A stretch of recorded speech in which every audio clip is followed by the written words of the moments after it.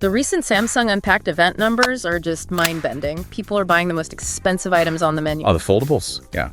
The Galaxy Z Fold 8, the Z Fold 8 Ultra, and the Z Flip 8 just launched. Right. Now, for context, the Z Fold 8 starts between an insane $2,150 and $3,000, depending on how you configure it. $3,000 for a phone with a crease. $3,000. Mm-hmm.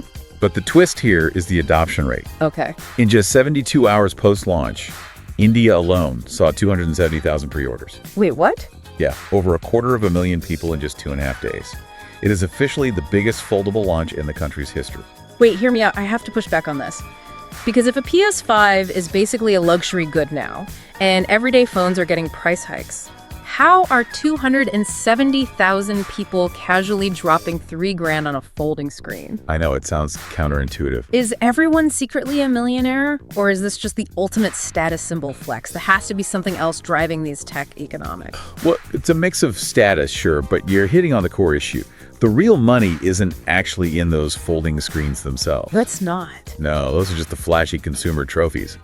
The real driver of this entire economic shift, like the reason everything feels so expensive, is hidden under the hood of the entire global tech industry. So it's about what's powering them. Precisely. Let's look at Samsung's broader business. They just reported a massive quarter. Their operating profits are up 19 times year over year. 19 times? Wait, not 19%. 19 times.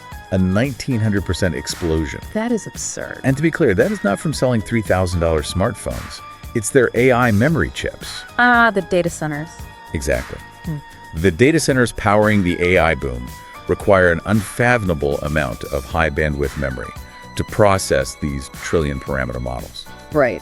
The demand is so astronomical that Samsung is warning the global AI chip shortage will last until 2028. They are fully booked. Apple is actively looking for alternative solutions. They just can't absorb the cost.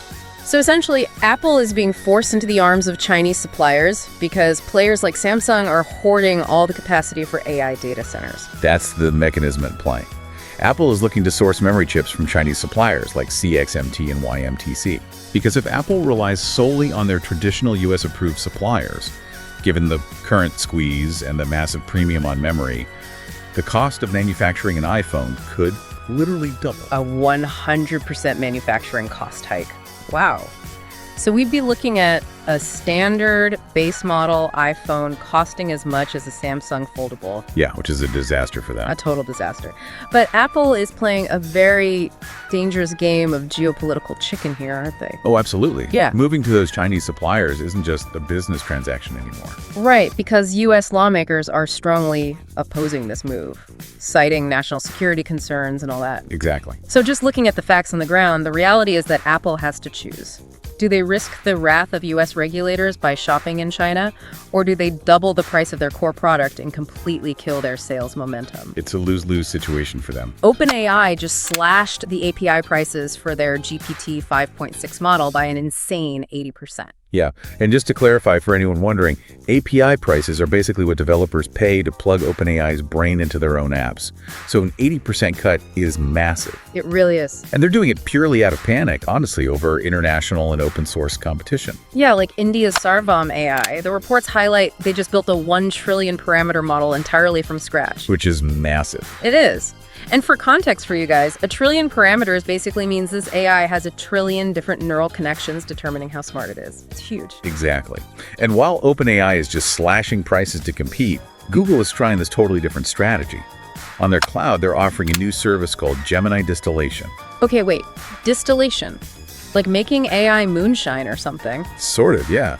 Think of their massive Gemini model as a university professor, and a smaller, cheaper AI model as a high school student. Okay, I'm tracking. Distillation is basically Google letting developers use the professor to write a highly condensed cheat sheet for the student.